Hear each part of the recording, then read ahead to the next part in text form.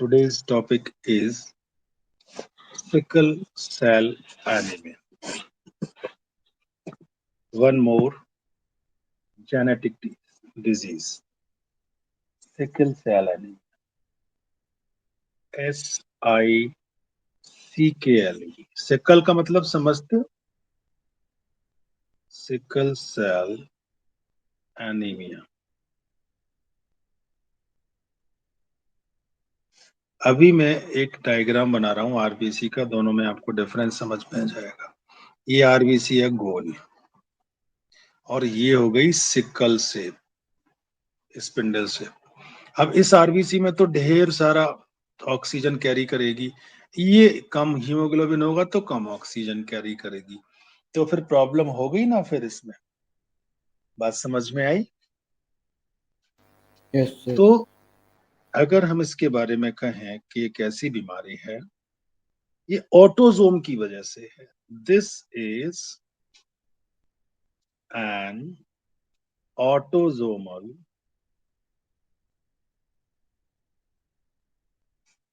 Linked recessive. ये भी recessive है trait. Autosomal linked recessive trait that can be, जो कि ट्रांसमिट होती है,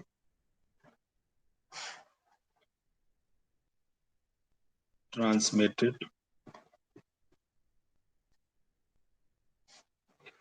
फ्रॉम पेरेंट्स, माँ बाप से ही आएगी, टू द ऑफस्प्रिंग. ऑफस्प्रिंग, आप अपने पेरेंट्स के ऑफस्प्रिंग्स हो, बच्चे हो. कब होती है ऐसी? When the parents are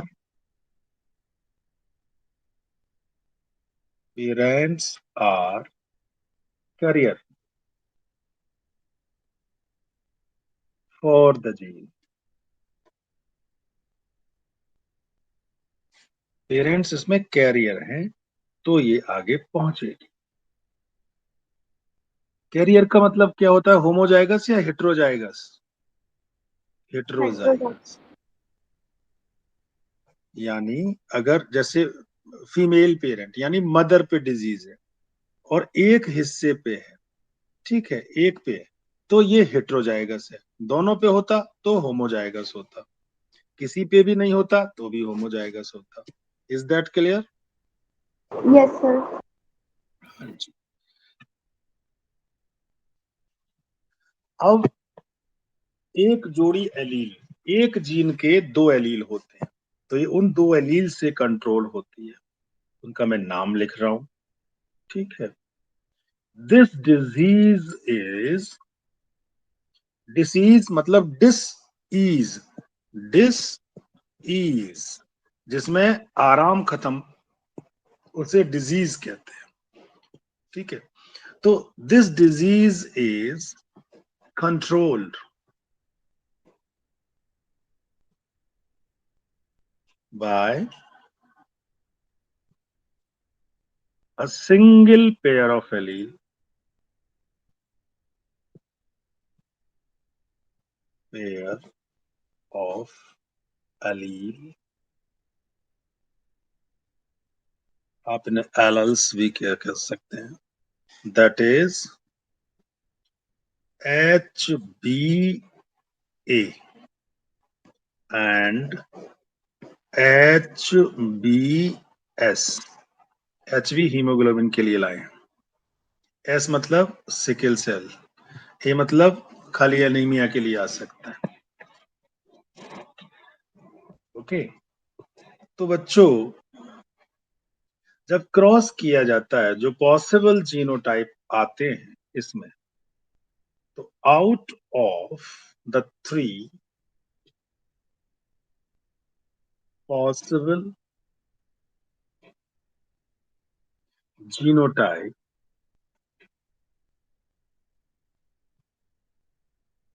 only homozygous individual, मैं यहाँ हेट्रो नहीं कह रहा, यहाँ होमोजाइगस कह रहा हूं, होमोजाइगस इंडिविजुअल्स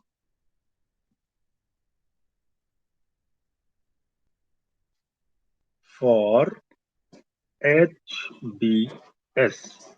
तो वो होमोजाइगस कौन होंगे? HBS, HBS दोनों पे ही हो गया, तभी तो होगा होमोजाइगस इंडिविजुअल। यस और नो? Yes, sir. हाँ जी। शो द डिजीज फिनोटाइप, इनमें बीमारी नजर आती है। Show the disease phenotype, phenotype मतलब फिजिकली नजर आने लगती है, फिजिकल अपीयरेंस इनमें नजर आती है। लेकिन जो हेट्रोजाइगस है वो कैरियर हो सकते हैं लेकिन अनअफेक्टेड है, उनको प्रॉब्लम नहीं है कोई भी, क्योंकि वो अनअफेक्टेड है। यहां ये वाली बात मेंशन कर दीजिए। हेट्रोजाइगस, जैसा कि मैं पहले ही बता चुका हूं, यानी इसमें क्या आएगा? HBA, HBS। जो इंडिविजुअल्स हैं,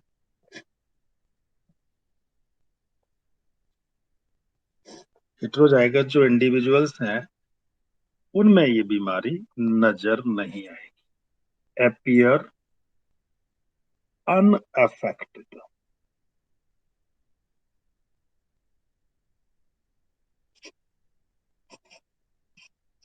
ये छोटी छोटी सी बातें थी जो आपको समझ में आ गई। अब थोड़ा सा डिटेल में पढ़ूंगा। अच्छा, अनअफेक्टेड तो है, लेकिन क्या उनको किसी नॉर्मल से मैरिज कराना ठीक रहेगा? नहीं रहेगा। क्यों नहीं रहेगा? But they are carrier. ठीक है, आगे ले जाएंगे। कैरियर ऑफ द डिजीज, इस वजह से नहीं है। हाँ जी। तो they are carrier of the disease, क्योंकि 50% पॉसिबिलिटी फिर भी ट्रांसमिशन की है। क्योंकि अगर इसमें देखो आप, HBA, HBS, तो 50% सही जाएगा, 50% ये सिकल सेल वेल वाला जाएगा, तो पॉसिबिलिटी 50% तो रहेगी ही। समझे? एज ये वाली बात मेंशन करो, देयर इज 50% probability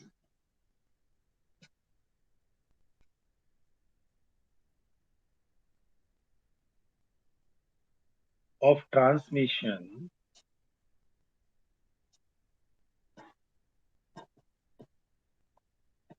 डिजीज का ट्रांसमिशन की 50% पॉसिबिलिटी या प्रोबेबिलिटी है of the mutant gene, mutant gene यानी HBS वाला केस, टू द प्रोजीनी।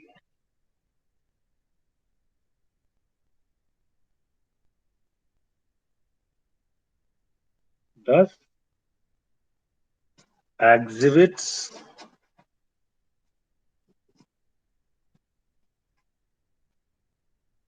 शो हो जाएगी। क्या चीज?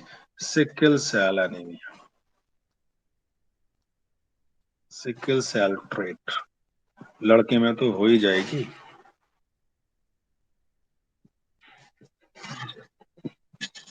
अब इसका कॉज क्या है?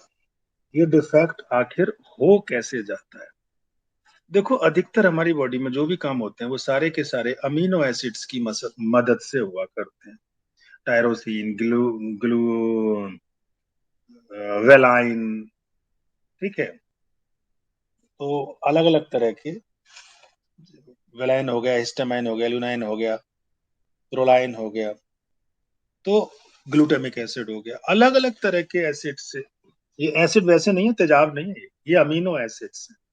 यहां मैं कॉज लिखने जा रहा हूं। अमीनो एसिड से प्रोटीन बनती है, अगर अमीनो एसिड में जरा सा भी चेंज हो गया तो जो बनने वाली प्रोटीन है उसमें भी चेंज हो जाएगा। तो मैं यहां देखिए, the defect is caused by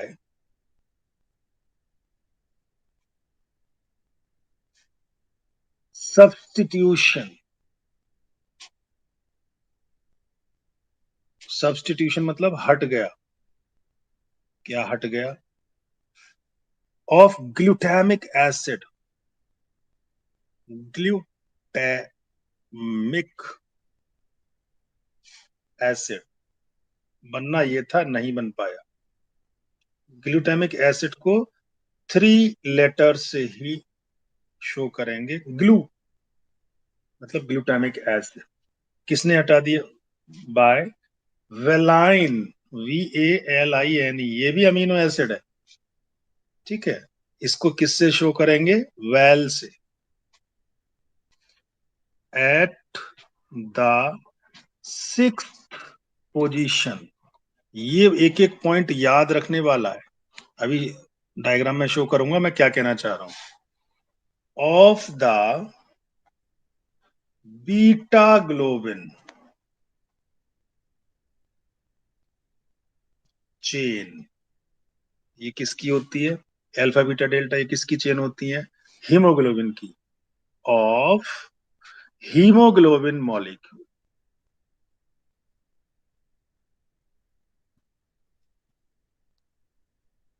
ये सब्स्टिट्यूशन हो जाता है। ठीक है, जिसकी वजह से 6th पोजीशन पे जो हो रहा है, जिसकी वजह से ये डिजीज कॉज हो जाती है। यानी बनना चाहिए था ग्लू और बन गया वेल। बस यही प्रॉब्लम हो गई। कैसे बन गया अभी अभी आपको मैं शो करने वाला हूं। उससे पहले मैं आपको थोड़ी सी बात और बता दूं। पहले क्यों होता है ये सब्स्टिट्यूशन, ये भी तो पता लग जाना चाहिए। तो द सब्स्टिट्यूशन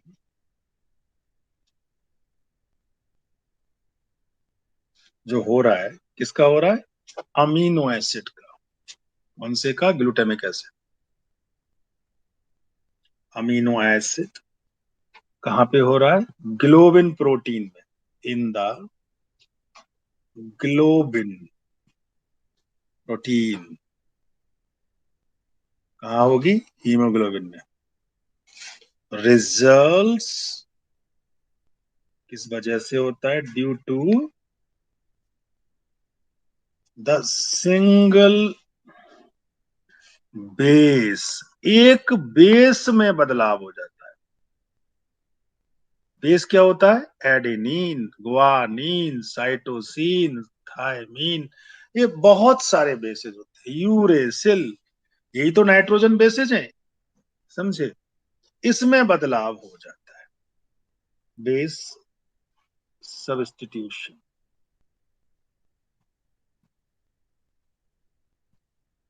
कौन सा कोडॉन पे? एट द 6th, दोबारा बता दिया, 6th codon of the beta globin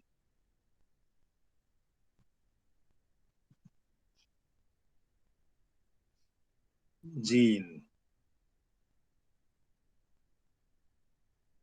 from GAG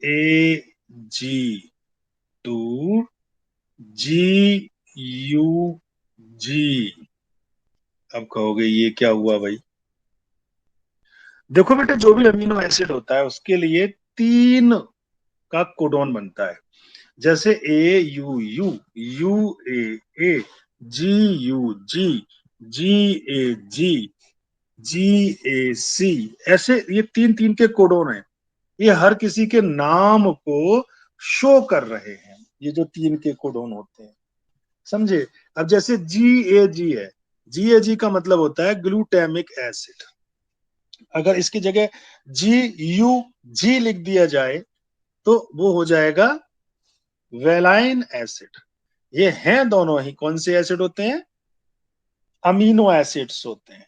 अब देखो, जैसे ये डीएनए है, डीएनए में ये सारे कोडोन्स हैं, ठीक है। प्रोटीन जब बनती है तो इन्हीं कोडोन से बना करती है। आप जानते हो ए से हमेशा कौन ज्वाइंट करेगा बेटा? टी करता है डबल बॉन्ड से। लेकिन जब प्रोटीन के केस में टी नहीं होता तो यू करता है। सी से ट्रिपल बॉन्ड से जी करता है। अब ये GUG है। GUG किससे बना होगा? ऊपर की ओर जाओगे तो जी की जगह क्या आ जाएगा? सी। यू की जगह क्या आ जाएगा? ए। ए। जी की जगह क्या आ जाएगा? सी। सी। CAC। और फिर इसे नीचे जाएंगे तो ऐसे करके नीचे कोडोन से एक कोडोन से दूसरा कोडोन, दूसरे कोडोन से तीसरा कोडोन, अपने आप आगे ये फिक्स अप होते हैं। अगर इनमें जरा सी भी मिस्टेक हो जाए, यहीं से गलतियां होनी शुरू हो जाती हैं। जैसे इसकी जगह टी हो जाए, जब इसकी जगह टी हो जाएगा तो फिर प्रॉब्लम हो जाएगी। कैसे? मैं अभी शो करूंगा, ठीक है। लेकिन यहाँ कंसेप्ट मैंने आपको दिया है कोडोन्स का। कोडोन्स क्या होते हैं? ये 64 कोडोन्स होते हैं एक्चुअली, जो 20 अमीनो एसिड के बारे में हमको बताया करते हैं, ठीक है। तो यहां पर ये चेंज हो रहा है। इस चेंज को बहुत जरूरी है कि हम समझें, समझे समझें और उससे क्या बदलाव आया, ये वाली बात जानने की कोशिश करें। तो बच्चों, हम जानते हैं कि जो नॉर्मल आरबीसी हुआ करती है वो कुछ गोल गोल सी होती है। ये आरबीसी, ये आरबीसी। लेकिन अगर यही आरबीसी में कुछ बदलाव आ जाए तो ये कम रेड हो जाएगी, समझे? अगर पूरी ऑक्सीजन नहीं आ पा रही है इसके साथ तो इसकी डिजाइन बदल गई, ठीक है। ये इसका न्यूक्लियस भी छोटा करो, ठीक है। ये सिकल सेल वाली आरबीसी, ठीक है बच्चों। तो पहली वाली तो है आपकी नॉर्मल आरबीसी, नॉर्मल हीमोग्लोबिन है इसमें, ठीक है। दूसरे वाले में सिकल सेल वाला केस है। ये तो डायग्राम हुआ। अब मैं इसको थोड़ा सा आपको और डिटेल दे रहा हूं। तो ये जो आरबीसी नजर आ रही है ये नॉर्मल है, नॉर्मल हीमोग्लोबिन है इसमें। तो मैं इसमें ए शो करूंगा, ठीक है, जीन के लिए। ये सिकल सेल वाली, सिकल सेल हीमोग्लोबिन है इसमें, यानी एस शो करूंगा, उसका जीन है। तो बच्चों इसमें पहले वाले में हो रहा क्या होता है, कोडोन्स दिखा रहा हूं, जरा कोडोन्स पे गौर करेंगे।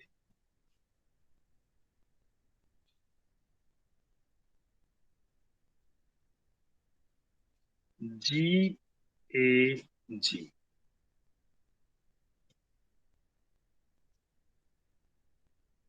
जी से मिला सी, ए से मिला टी, इससे मिला सी।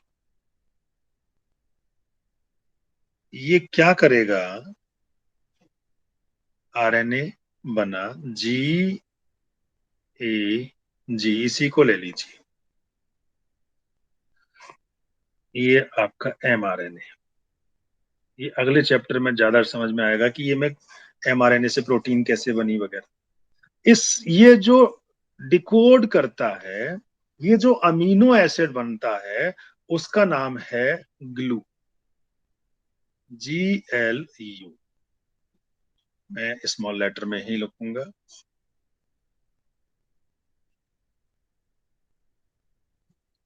ठीक है।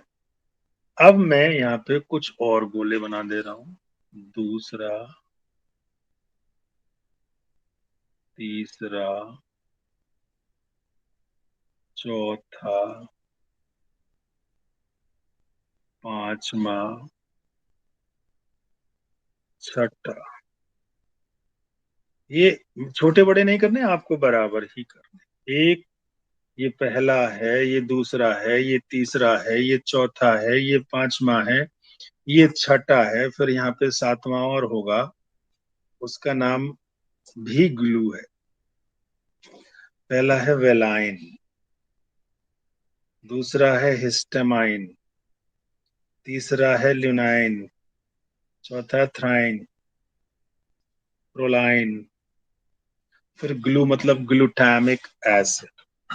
तो नॉर्मल में ये वाली चेन होती है बीटा ग्लोबिन की, ऐसे सीरीज होती है। तो छठे वाले पोजीशन पे ग्लू आ रहा है, ये HBA का पेप्टाइड है। पेप्टाइड मतलब प्रोटीन बनाने वाला। बहुत सारे पेप्टाइड मिल जाते हैं तो पॉलीपेप्टाइड हो जाता है। अब दूसरे वाले केस में देखिए, सिकिल सेल वाले, यहां होता क्या है आगे। शुरुआत बिल्कुल सही थी, कोई प्रॉब्लम नहीं।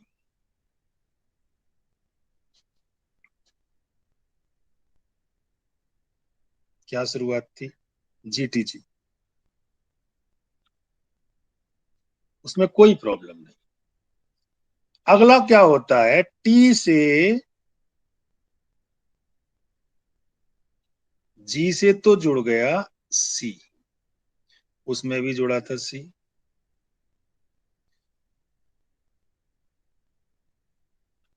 यहां आ गया A, यहां आ गया C। अब क्या होता है, बदलाव होने शुरू हो चुके हैं। ये जो GAG बनने वाला था, ऊपर T था तो A आ गया। अब देख, C के लिए यहां पे G आएगा, पक्की बात है। C के लिए यहां पे भी G आएगा, ये भी पक्की बात है। यस और नो? लेकिन A के लिए क्या आ गया यहाँ पे? U। ये हो गया GUG, ये mRNA में यहीं से पंगा हुआ। और GUG क्या बनाता है, मैं आपको पहले ही बता चुका हूं, VAL. वेलाइन।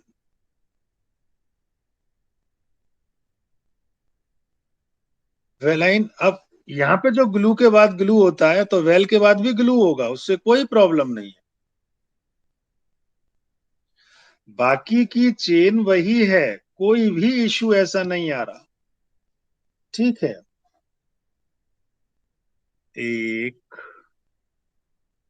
दो,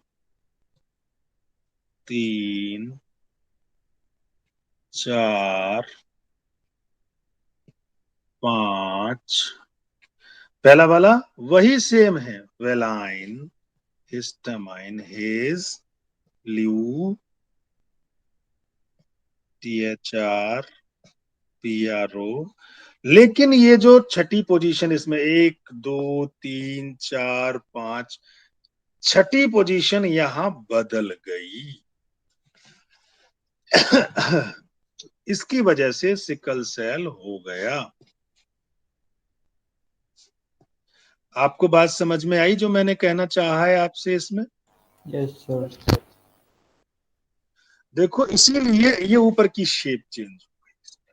ये पेप्टाइड जो नाम दूंगा मैं, अब इसे क्या नाम दूंगा? HBS peptide.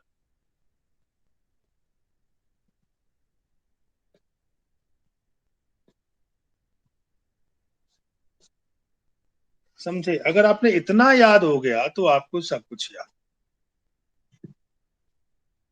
और इसमें कोई ऐसा मैंने कोई खतरनाक वाली बात नहीं बताई है।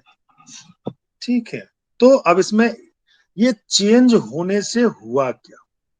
अभी हमने लिखा GAG से GUG हो गया, तो जो म्यूटेंट हीमोग्लोबिन है उसमें आखिर हुआ क्या? द म्यूटेंट मतलब जिसमें बदलाव हुआ, हीमोग्लोबिन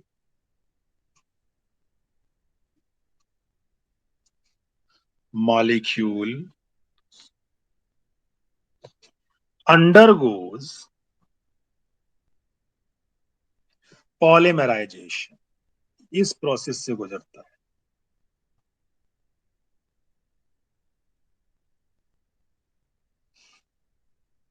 क्यों?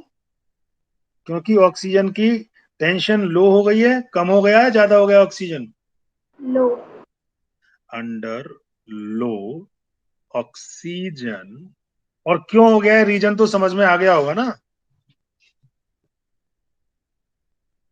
कॉजिंग, जिसकी वजह से क्या हो जाएगा, टेंशन बढ़ी तो जिसकी वजह से शेप चेंज हो जाएगी। Causing the change in the shape of WBC या RBC? Of R. RBC from, वैसे कैसी होती है, बाई कनकेव,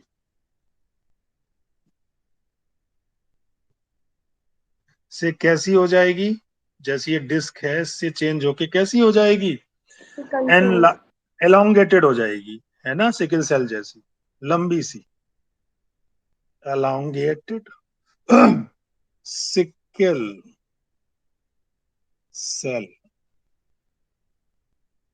या खाली सेल क्यों लिखे, खाली सिकल लिखो, सिकल लाइक स्ट्रक्चर।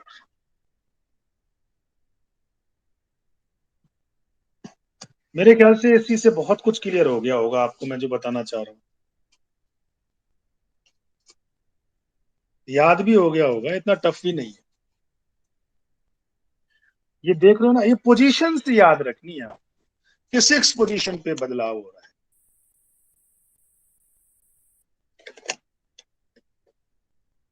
और बदलाव क्यों हो रहा है? क्योंकि सेल, क्योंकि जो कोडोन्स हैं, कोडोन्स में ही चेंज हो गया, इसलिए बदलाव हो रहा है। आप इसको अब क्रॉस बना के देखें तो माना कि एक कैरियर पेरेंट है। कैरियर कौन होता है? हेट्रोजाइगस।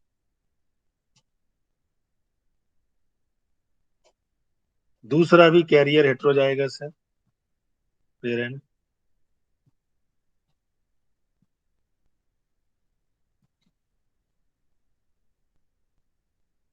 मैं इनको कैसे शो कर सकता हूं? HBA HBS, इसे भी ऐसे ही याद शो करूंगा। अब मैं इनमें क्रॉस करा देता हूं, 1:2:3 वाला रेशियो आएगा, बिल्कुल एक्यूरेट। कोई बताए पहला वाला क्या रहेगा? नॉर्मल रहेंगे। वही 1:2 निकाल के देखो तो क्या आएगा? HBA HBA, पनेट स्क्वायर वाला जानते हो ना? Yes sir. दूसरा हेट्रोजाइगस आएगा, जहां टीटी आया था, याद आ गया, स्मॉल टी कैपिटल टी आया था। तो यानी यहाँ पे क्या आ जाएगा? HBA HBS, जिसे आप क्या कहेंगे? कैरियर। और ये कैसा रहा? नॉर्मल। और तीसरा उसमें स्मॉल टीटी आता था ना, यस सर। तो यहाँ HBS। हाँ जी, ये जो तीसरा है देखने को नहीं मिलेगा ज्यादा दिन, क्योंकि नॉर्मली डाइज, मर जाएगा आफ्टर बर्थ। कैसा होगा? HBS ठीक है, 1:2:1, मेंडल का दूसरा वाला रूल लागू हो गया। एक बात मैं यहां लिख दे रहा हूं, नोट डाउन करने की है, कि जो सिकल सेल एनीमिया है सबसे ज्यादा कॉमन कहां पर है? सबसे ज्यादा किस देश में पाया जाता है? कॉमन इन पर्सन ऑफ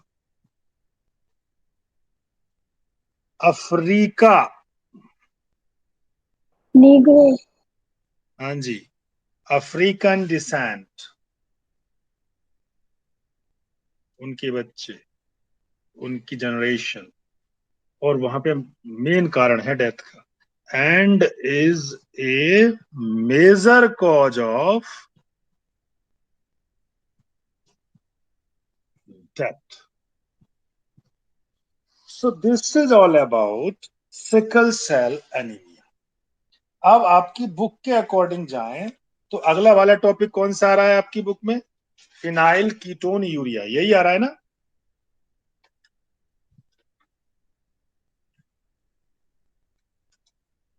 आपकी बुक के अकॉर्डिंग नई बुक के अंदर, अगर पुरानी बुक है तो भैया कुछ भी आ सकता है, लेकिन हम नई बुक के हिसाब से चलेंगे तो उसमें फिनाइल कीटोन यूरिया एक नया बीमारी को ऐड किया गया है.